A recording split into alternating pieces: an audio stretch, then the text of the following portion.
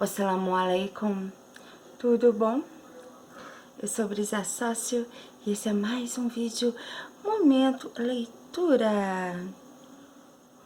Assalamu alaikum, inscreva-se no canal. Estou aqui novamente com este livro, Apresentação Geral da Religião do Islã, certo? Islã. Este livro foi escrito por Ali At-Tantawi, tá? E quem traduziu foi o professor Samir El-Hayek. Eu já li algumas partes desse livro no momento leitura. E hoje eu vou ler mais um pouquinho, avançar mais um pouquinho nessa leitura com este capítulo, a crença no destino e na vontade divina. A crença no destino e na vontade divina. Saúde a todos e a todas.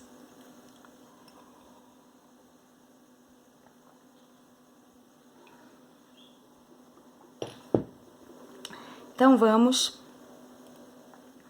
a essa leitura sobre a crença no destino e na vontade divina. O Alcorão se refere ao destino em vários versículos, em suratas diferentes. Alguns destes versículos são: não existe coisa alguma cujas origens estejam em nosso poder, e não vô-la enviamos senão proporcionalmente. Ó, esse nosso tá com letra maiúscula, tá vendo, ó? E esse é um versículo 21 da surata 15ª, ó. Tá vendo? Não existe coisa alguma cujas origens... Não existe coisa alguma cujas origens estejam em nosso poder. E não vô-la enviamos senão proporcionalmente. Acho que não estejam, né, em nosso poder. Outra, em verdade, criamos todas as coisas proporcionalmente. 54ª surata, versículo 49, do Alcorão Sagrado, tá? Outra, e sobre ela, né, a terra, tá falando sobre a terra, fixou firmes montanhas, abençoou-a e distribuiu prudentemente o sustento aos necessitados. Então, sobre a terra, fixou firmes montanhas, abençoou-a, estas montanhas, e distribuiu prudentemente o sustento aos necessitados. Isso está na 41ª surata do versículo 10, né? Da 41ª surata. Vamos ao outro. E a lua, cujo curso assinalamos em fases. Isso é o versículo 39 da surata 36. E criou todas as coisas, e lhes deu a devida proporção. Versículo 2 da surata 22ª. E com ele, Deus, tudo tem a sua medida apropriada. 13ª surata, né? E o versículo 8 desta 13ª surata. E com ele tudo tem, com ele é Deus, tá? E com ele tudo tem a sua medida apropriada, tá? Então, ó, compreende-se deles que o destino é o conjunto das normas que Deus prescreveu para este universo, o sistema mediante qual ele se conduz, né, o universo se conduz, e as leis naturais, segundo as quais caminha. Tudo existe nas medidas precisas e em devidas proporções. Cada movimento e inércia de tudo o que existe nesse universo foi predestinado desde a eternidade. Gostaria de explicar a questão do destino, baseando-me na analogia. Então vamos lá, o que o Ali Atantawi diz. Bom, no Alcorão, né, na surata 60 no versículo 60, tá? Da surata 16ª, a Deus pertence o mais sublime exemplo. Então, a Deus pertence o mais sublime exemplo. Observamos em muitos edifícios uma placa indicando o nome do engenheiro que desenhou a planta, aliás. O engenheiro que desenhou a planta, né? E o nome da construtora responsável pela construção. O papel do engenheiro é semelhante ao papel do destino, porque ele desenha a planta da obra nas devidas escalas e medidas. Determina a quantidade de ferro, cimento e pedra necessários, a espessura das paredes, o número das portas e as janelas que terá. Assim, o papel do engenheiro se assemelha em muito ao papel do destino. Ele traça todos os detalhes da construção do prédio. Por sua vez, o papel do construtor se assemelha à vontade divina, porque ele executa o trabalho como se deve. Ambos, destino e vontade divina, pertencem somente a Deus. Ele pode alterar o destino em atendimento às orações e pelas caridades prestadas. Como o engenheiro pode alterar a planta do prédio atendendo a algumas necessidades. Somente Deus determina o destino e somente Ele o altera em atendimento às orações. Recompensa e castigo. A explicação acima apresenta a concepção do destino. É aplicada a todas as criaturas, incluindo os seres humanos.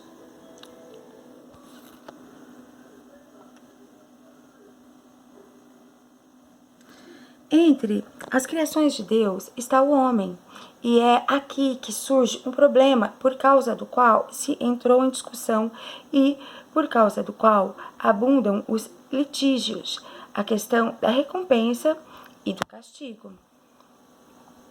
Se tudo o que acontece no universo está prescrito e é conhecido de antemão por Deus, e se as suas leis são imutáveis, como pode haver recompensa e castigo? Em resposta a esta questão, podemos estabelecer que é necessário distinguir, desde o início, entre a existência física humana, os atributos de Deus e os seus atos. A mente humana não tem capacidade para memorizar ou compreender os atributos de Deus e os seus atos, a não ser através do que se sabe deles, por intermédio da revelação. O homem tem livre-arbítrio. Assalamu alaikum, saúde.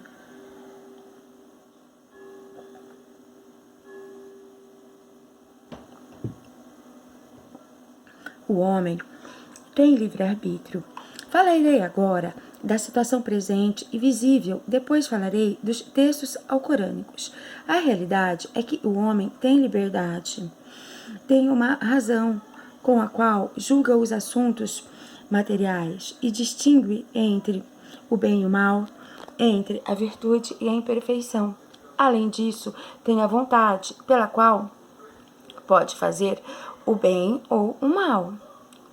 Qualquer pessoa que raciocina percebe que a oração é virtude e a fornicação, obscenidade.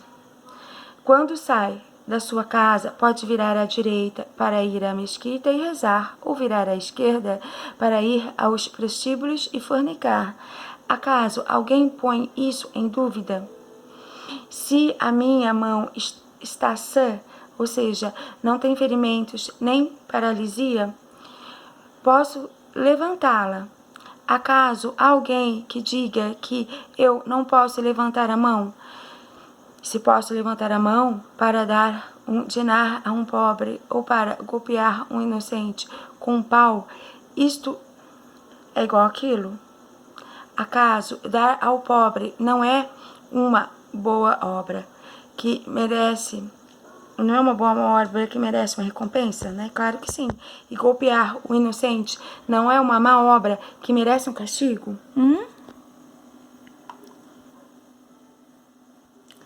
O aluno pode passar a noite da véspera do exame em distrações ou pode ocupá-la a esforçar-se e a estudar. Não é isto verdade? Acaso alguém pode dizer que a reprovação de quem não estudou é injusta e que a aprovação do estudioso veio por favor? A predestinação do homem.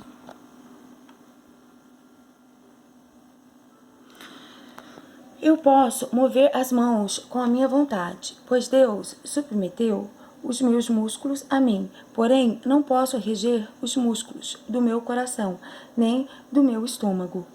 Um aluno pode ser inteligente ao estudar a lição uma só vez, memorizá-la, então distrair-se, ou pode ser um cabeça dura e estudar dia e noite sem compreendê-la, nem memorizá-la. Pode ocorrer que em sua casa reine a tranquilidade e que o seu pai seja sábio e lhe facilite a compreensão das lições, ou que reine o alvoroço, que o seu pai seja ignorante e perturbador, e que ele não possa estudar. Ele não pode dar a si mesmo, ele não pode dar a si mesmo a inteligência, nem tampouco escolher os seus pais. Época propícia para viver, um ambiente adequado para passar a sua infância.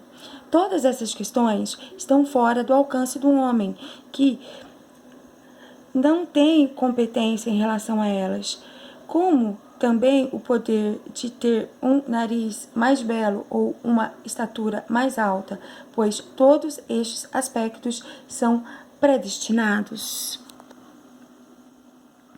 Livre e com arbítrio, dentro dos limites da capacidade humana. O homem é livre e tem arbítrio dentro dos limites da capacidade humana, e mesmo que o seu ser não tenha vontade, em algumas circunstâncias, isto não anula a sua situação de liberdade. É como o carro e a pedra. Ninguém pode negar que o carro corre, porém, dentro do limite da força do seu motor e até ao máximo da sua potência. Se fabrica um carro para o transporte, caminhão, ele não pode alcançar a velocidade de um carro de corrida. E se for fabricado para mover-se no chão, não se exige dele que suba uma escada, nem que atravesse uma parede. O caminhão se desloca pelo caminho e, mesmo que seja detido por um obstáculo, não perde o atributo de poder deslocar-se. Não é, portanto, como uma pedra. O mesmo acontece com um homem. Nesta vida, incidem sobre ele obstáculos que anulam a sua vontade e outros que mudam a sua direção e influem sobre os assuntos que ele não pode afastar nem mudar. Porém, isto não quer dizer que ele não seja livre, pois é um homem livre, que atua dentro dos limites humanos, posto que não é Deus para fazer o que lhe apraz. Continuando. Assalamu alaikum, eu sou Brisa Sócio, e esse é mais um Momento Leitura. Saúde a todos!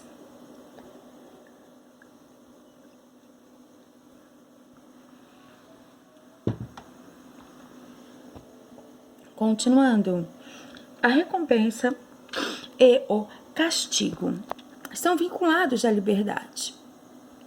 Se não houvesse liberdade, não haveria castigo. E assim, quem comete maldades por imposição não será castigado. Porém, Deus nos responsabiliza por aquilo que temos opção de fazer ou de deixar de fazer, beneficiar-se beneficiar-se-á o homem com o bem que fizer feito, e sofrerá com o mal que tiver cometido. Deus não impõe a nenhuma alma uma carga superior às suas forças, tampouco se descuida do peso de um átomo sequer. Se os tribunais humanos, com a sua justiça relativa, aquilatam as circunstâncias do acusado, suas motivações, ambiente e predestinações, e veem essas considerações inerentes à justiça, acaso deixar-se-á isto de lado no tribunal do Senhor do Universo, símbolo da justiça absoluta?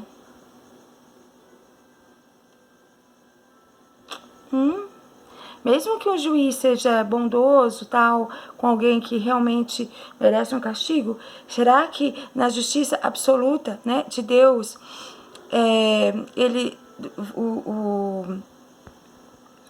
Deus, né, no tribunal absoluto, será que Deus vai deixar de ver, né, essas coisas que a justiça terrena deixou de passar?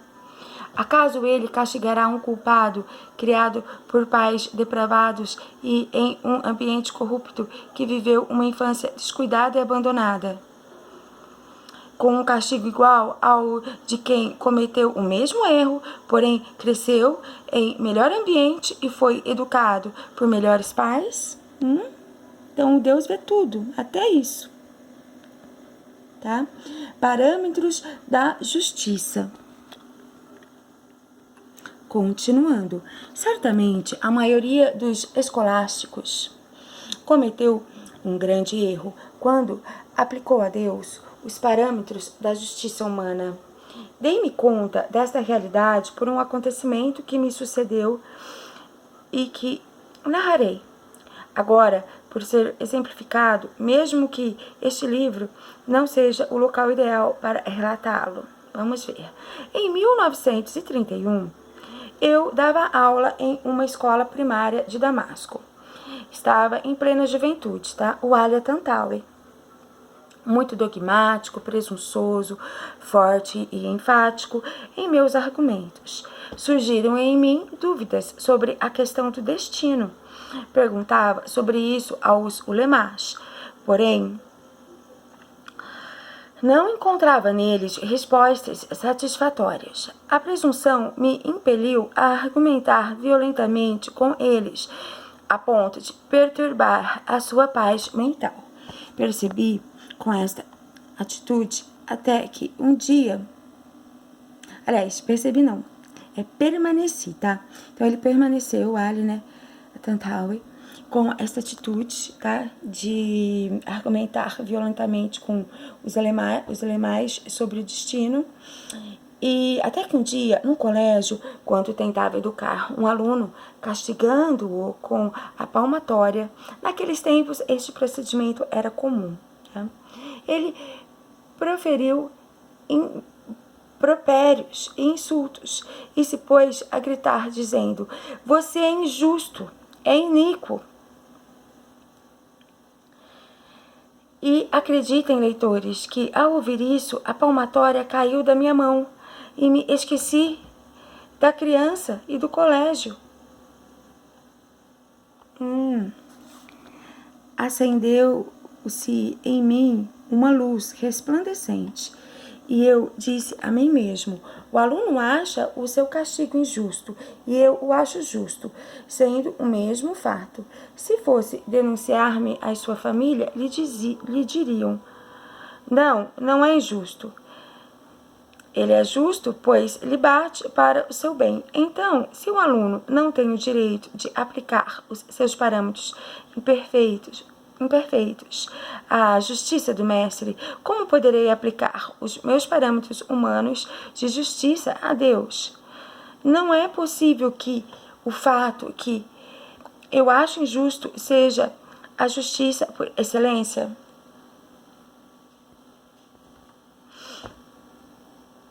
Então, não é possível que o fato que eu acho injusto seja a justiça por excelência. A criança enferma vê a agulha que o médico introduz em sua carne como uma injustiça. Porém, na opinião do seu pai, isto é totalmente justo. É porque a criança só vê a sua dor, porém o pai a vê do ponto de vista de restaurar a saúde do filho. Um juiz não pode julgar um processo até que o examine sob todos os seus aspectos. Nós somente examinamos, geralmente, uma parte da realidade e emitimos juízos equivocados depois de investigações incompletas. Se você e um companheiro estivessem vagando pelo deserto e passasse um luxuoso automóvel cujo proprietário os convidasse a subir e os levasse, e se o seu amigo tirasse uma faca e rasgasse o fundo do seu assento, você não veria nisso um feito injusto?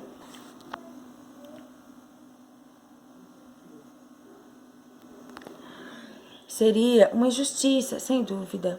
Porém, se você soubesse que mais adiante haveria um grupo de bandidos que, quando viam um carro intacto, o levavam, porém, quando o seu assento estava destruído, o deixavam, acaso não se transformaria este fato, no seu modo de ver, de injustiça em justiça?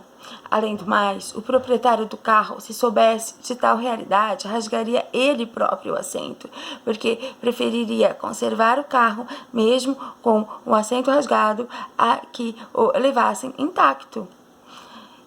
Não é isto certo? É como a história de Arquímedes e Moisés, quando subiram ao barco e ele o furou. É uma história que tem uma passagem que tem no Alcorão, tá? Com um homem muito sábio, Hidir, tá? Que o Moisés foi passar um tempo com ele. Deus falou para ele, pro Moisés, né? Para ele conviver com um homem sábio. Porque embora Moisés fosse um profeta de Deus, né? Mensageiro, ele não é necessariamente um homem sábio, né? E o Al-Dihir, ele era sábio, porém não era um profeta. E quando subiram ao barco e aquele o furou, Deus expôs esse fato como um exemplo. Deduzimos isso, que não devemos nos apressar em emitir sentenças, sem antes conhecer totalmente as realidades.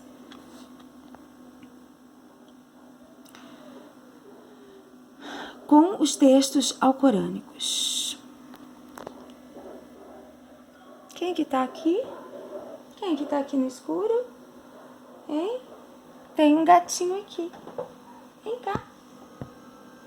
Vem aqui. Vem aqui, vem. Ai. Cuidado. Olha quem tá aqui, olha. Não dá pra ver. Olha quem tá aqui. É um gatinho lindo, é? É uma gatinha maravilhosa. É a Harley. É a Harley. Pronto, Harley. Então, continuando. Harley, uma gatinha. Uma gatinha que gosta de ficar perto, né? Você gosta de ficar aqui, né, Harley? Bom, com os textos alcorânicos agora, tá? É-me imprescindível, antes de falar dos textos alcorânicos, lembrar as seguintes instruções. Primeira, a ação da mente está circunscrita à compreensão dos textos. Ela não pode captar por si mesma a verdade do destino detalhadamente. Porque, como dissemos, não tem capacidade para assimilar nada além da matéria. Por isso, deve-se evitar indagar sobre o que não é esclarecido pelos textos. Devemos ter presente que a origem é o Alcorão e que Se um versículo é contrário a um hadith do mensageiro de Deus, transmitido por um só dos seus companheiros e em seguida por um sucessor deste, sem haver possibilidade de aproximá-los de uma forma aceitável, então admitimos o versículo. Tá? Então tem que dar preferência ao versículo alcorânico. É inconcebível que no Alcorão ou no hadith autêntico haja um texto claro que negue a existência de um assunto real, visível e palpável, porque aquele que revelou o Alcorão é o mesmo que criou a realidade e o nosso Deus não nega o que criou. É claro, Deus criou o Alcorão, mensagem de Deus para a humanidade. Em muitos dos textos se subentende a obrigatoriedade da renúncia ao arbítrio por parte do homem, como quando Deus diz: Ellen, deixa. Bom, repetindo, tá? Quarto, em muitos dos textos se subentende a obrigatoriedade da renúncia ao arbítrio por parte do homem, como quando Deus diz: é Ele quem vos configura nas entranhas como lhe apraz.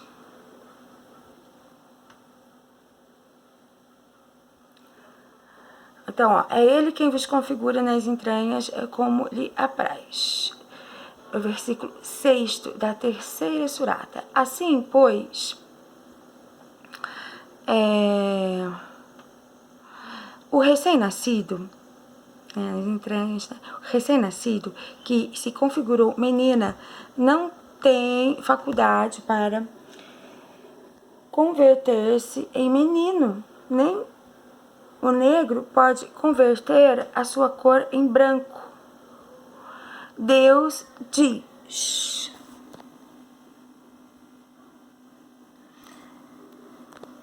tu, Senhor,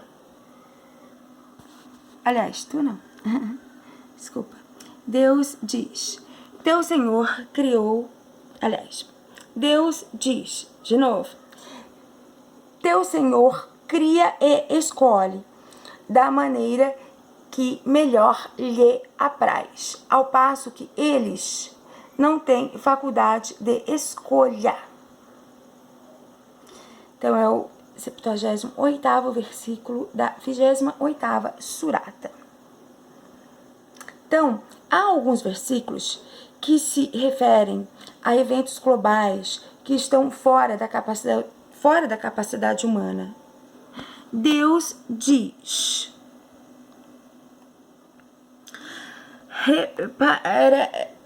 reparais acaso no que lavrais, tá? Reparais acaso no que lavrais, né? No que plantais. Porventura sois vós que fazeis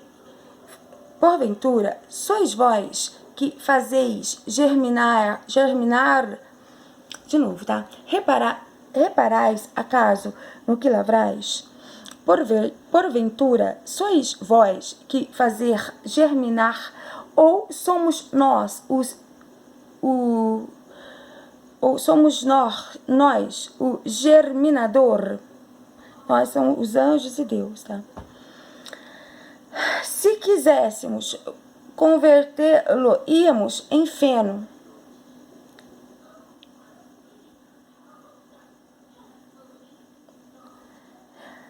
Se quiséssemos convertê-lo, íamos em feno. Isso está no versículo, dos versículos 63 e 65. Da 56ª surata.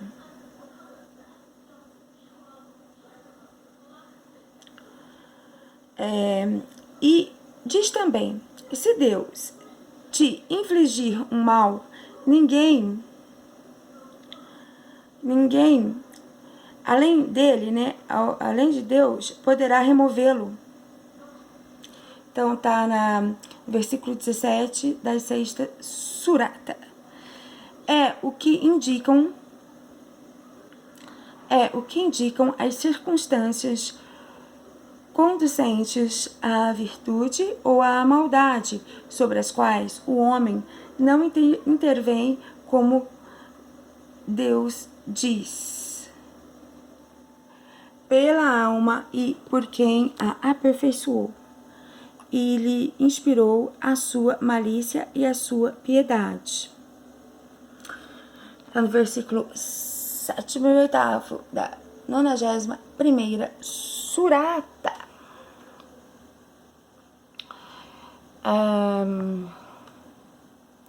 E entre os versículos, há aqueles em que aparece a palavra orientação, como sinônimo de indicar ou assinalar, né? Então, Deus diz, e lhe indicamos os dois caminhos, né? Caminho do bem e do mal. Isso está na 90ª Surata, no versículo 10, e diz: em verdade, assinamos-lhe uma senda, quer seja agradecido, quer seja ingrato.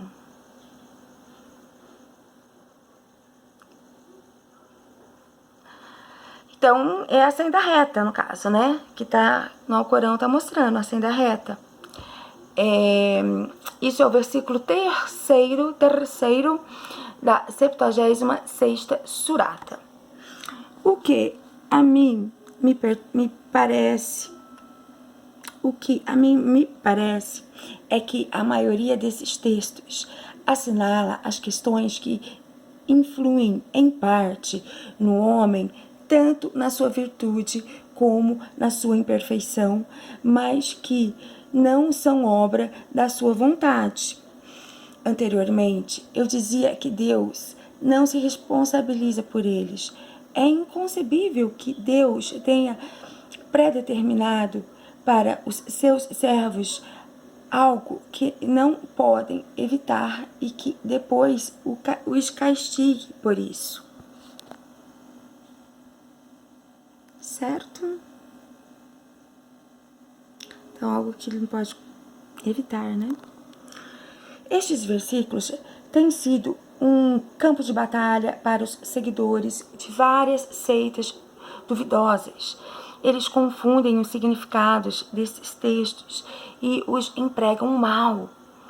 O que deveriam fazer é distinguir entre os versículos que transmitem a vontade de Deus, o seu poder e a autoridade sobre o seu reino, e os relacionados com a recompensa e o castigo. Considerar os textos globalmente e não deter-se especificamente em cada um deles. Quem segue os textos em seu conjunto vê que o Alcorão afirma a liberdade e a vontade do homem e que a consequência disso será a recompensa ou o castigo, de acordo com o que ele fez, o que o homem fez, né, do seu próprio livre-arbítrio, ou seja, de sua liberdade. E quem lê as palavras de Deus no Alcorão, com isso, desvia muitos e encaminha muitos outros. Então, na 2ª Surata, no versículo 26, tem assim, ó: com isso, desvia muitos e encaminha muitos outros. À primeira vista, entende que o desvio e o encaminhamento são assuntos pré-determinados, ou seja, que está prescrito por Deus. Quem entre os servos se desviará e quem se encaminhará. Porém, se repara nas seguintes palavras de Deus: é orientação para os tementes a Deus. Isso está no versículo 2 da 2ª Surata. Mas, com isso, só desvia os depravados. Está no versículo 26 da 2ª Surata. Dá-se conta de que o encaminhamento e o desvio não são impostos por Deus, mas que estão de acordo com o caso de cada indivíduo. Assim, se é temente, o Alcorão será com ele orientação, e se é depravado, será desvio. Não obstante, permanece em pé um argumento capcioso. É o daquele que diz: como saberei se Deus me fez um dos tementes ou um dos depravados? Se repararmos nas palavras de Deus, né, os tementes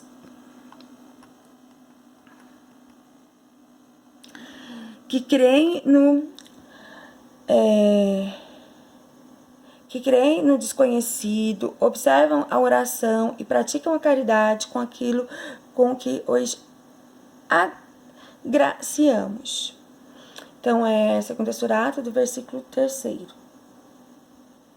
Então, é assim, para você saber se você é temente ou não, né? Se você crê no desconhecido, se você preserva a oração e praticam a caridade com aquilo com que os agraciamos. Esse é o temente. E quanto aos depravados, vamos ver, que violam o pacto com Deus depois de o terem concluído, desvinculam o que Deus ordenou manter unido e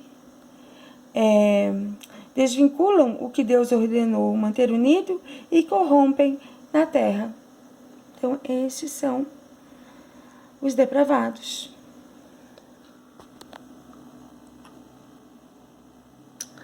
Assim, saberemos que a situação não é imposta, que é devida aos atributos e atos inerentes à liberdade e à capacidade do homem. Você pode crer no incognoscível, observar a oração e praticar a caridade pela causa de Deus, ou pode violar o pacto, desvincular aquilo que foi unido e corromper a terra. Você pode realizar todos esses atos porque estão dentro das suas aptidões. Se você realizar os 3 primeiros, será um dos tementes e será merecedor do encaminhamento. Se praticar os outros 3, será um dos depravados e merecerá o desvio. Continuando. Saúde.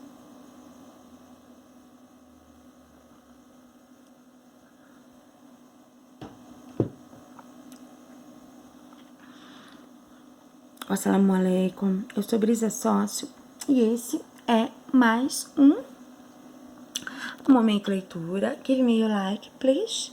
Inscreva-se no canal. E vamos avançar mais um pouquinho. Investigação estéreo. Aqui refutamos as afirmações. Então, esse é um texto escrito por Ali Atantawi, com tradução de Samir El-Hayek. Então, aqui refutamos as afirmações. Acaso tenho cometido maldades pela vontade de Deus ou não? Acaso não tinha mais remédio do que fazê-las? Sou, acaso eu, o criador dos meus atos? E outras semelhantes. Sobre estes assuntos, cuja investigação abunda nos livros escolásticos, e outras. Tudo isto é um estudo estéril, pois o Criador não é comparável às criações e a razão não tem jurisdição sobre Deus e os seus atributos.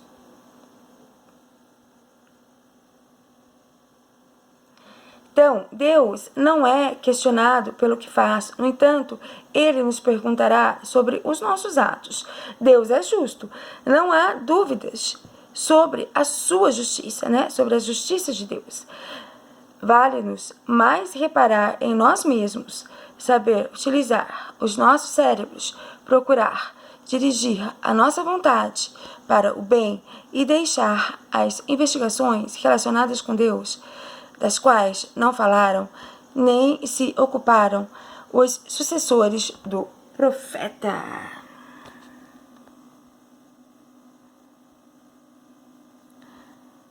Continuando, o destino como desculpa. Há entre os desobedientes aqueles que culpam o destino como causa de sua desobediência.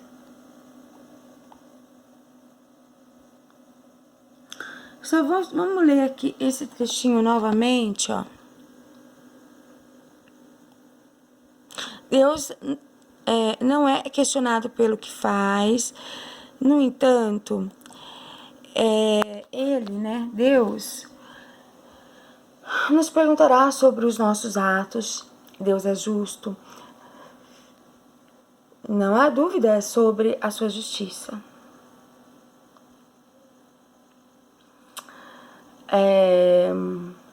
Vale-nos mais reparar em nós mesmos, saber utilizar os nossos cérebros, procurar dirigir a nossa vontade para o bem e deixar as investigações relacionadas com Deus, das quais não falaram nem se ocuparam os sucessores do profeta. Certo? Vamos avançar mais um pouquinho. O destino como desculpa. Há entre os desobedientes aqueles que culpam o destino como causa de sua desobediência. Pergunte ao fornicador: por que fornicou? Responderá: porque isso me foi predestinado. Esta é uma desculpa sem fundamento e rechaçada por dois motivos. Primeiro, a recompensa e o castigo estão ligados aos atos, motivos e desejos. Nenhum adúltero pode justificar a sua ação alegando que o adultério lhe foi destinado. Como se ele tivesse reconhecido do que está escrito para ele o livro do destino e que, baseado nisso, ele cometeu adultério. Em outras palavras, ele não pode alegar que cumpriu as ordens do destino. Ele, de fato, se entregou aos seus desejos e caiu na tentação do demônio. Os idólatras recorreram a este pretexto, dizendo: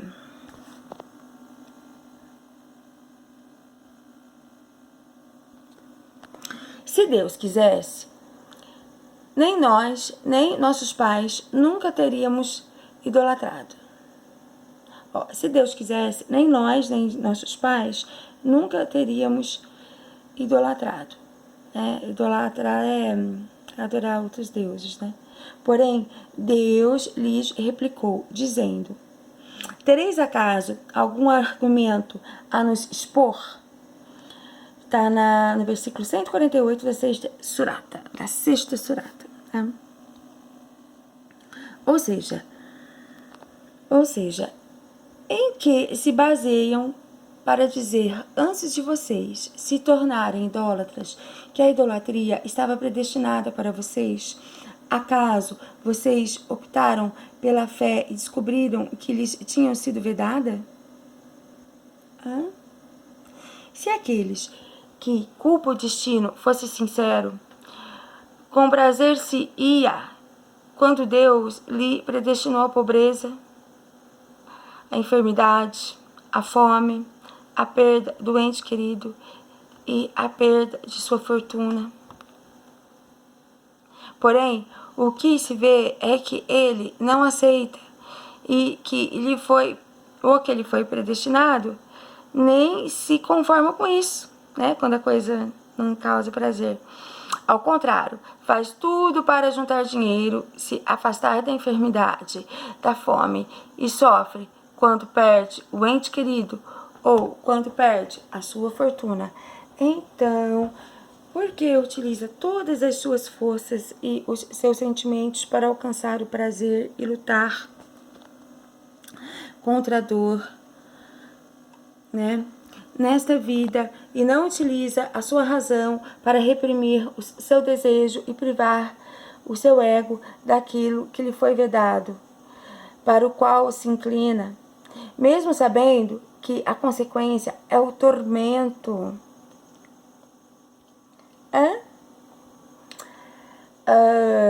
Atitudes passadas e presentes quanto ao destino. Então vamos lá avançar mais um pouquinho. Os inimigos do Islã acusam os muçulmanos de hoje de indiferença e de preguiça por sua crença no destino. Esta acusação tem algo de verdade. O motivo é a má compreensão de muitos nas épocas moderna e contemporânea da doutrina do destino. Assim, muitos muçulmanos ignorantes a usaram como recurso para cometer pecados e como pretexto para a preguiça e para a apatia. Na verdade, os nossos tradicionalistas tiraram dela impulso para o trabalho e para a luta.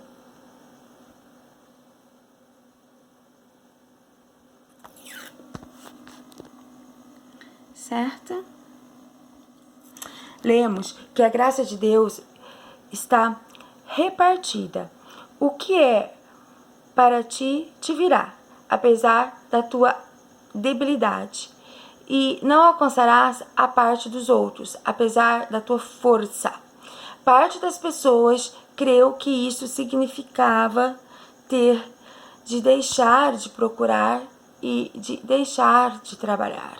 Ou seja, sentar-se sem trabalhar e esperar que chova do céu ouro e prata, viajar sem provisões nem dinheiro.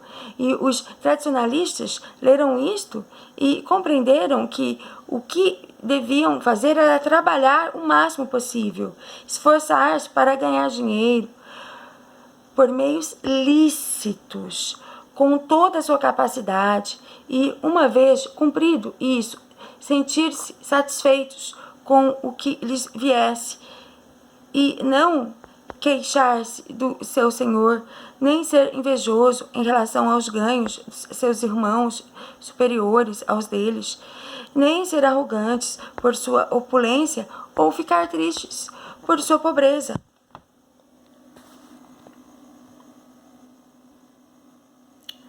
Então, no caso, os tradicionalistas são os que seguem à risca o Alcorão, né? Que não negam a necessidade do trabalho, por exemplo. Então, só para reler essa partinha aqui, ó. Parte das pessoas creu que isso significa ter de deixar de procurar. Bom, os tradicionalistas leram isso e compreenderam. Leu o quê? O que é para ti te virá, apesar da tua debilidade, e não alcançarás a parte dos outros, apesar de sua força. Então, os tradicionalistas, eles viram e compreenderam que o que deviam fazer era trabalhar o máximo possível, esforçar-se para ganhar dinheiro por meios lícitos, ou seja, não ilícitos, e sim lícitos, tá?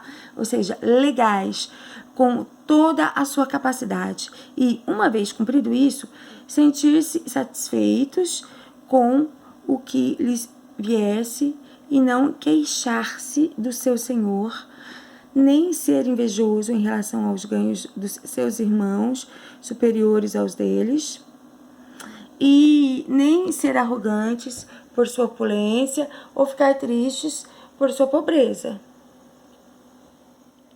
Certo? Os racionalistas. Estamos cientes de que a morte é inevitável. No entanto, não hesitamos em negligenciar a prudência e o discernimento. Convenientemente, nos desviamos das nossas responsabilidades e confundimos crimes injustificados com atos do destino, que podem ocorrer sem qualquer relação com crime. Então, o motorista acelera e quando se choca com alguém diz, é o destino. Ou o aluno descuida e, quando é reprovado, culpa o destino. Nossos antepassados, no entanto, não hesitamos em negligenciar a prudência e o discernimento. Convenientemente nos desviamos das nossas responsabilidades e confundimos crimes injustificados com atos do destino que podem ocorrer sem qualquer relação com o crime. Nossos antepassados ouviram isto e disseram: se a hora está decidida, ninguém morrerá antes da sua hora, mesmo que se introduza nas chamas ou que receba em seu peito lanças. Sua hora não se atrasará, mesmo que ele seja guardado num castelo com 7 muralhas. Pratiquemos, pois, o que comprais a Deus. Lutemos pela sua causa, sem temer a morte, porque esta será decidida e não se adiantará, nem se atrasará em sua hora. Lutemos com a nossa língua para rechaçar a renegação e afrontar o tirano ímpio com a palavra da verdade. Empreendemos-no sem temer ninguém. Não temeram ninguém, além de Deus. Compreendemos que tudo está prescrito e nos cuidemos de estudar as normas de Deus no universo e as leis naturais que Deus dispôs para beneficiar ou prejudicar, apesar de os nossos tradicionalistas terem sido os seus mestres e de as conhecerem e delas se beneficiarem. Foi em consequência disto que caímos do cume para o abismo, do mais alto para o mais baixo. Tá? Então,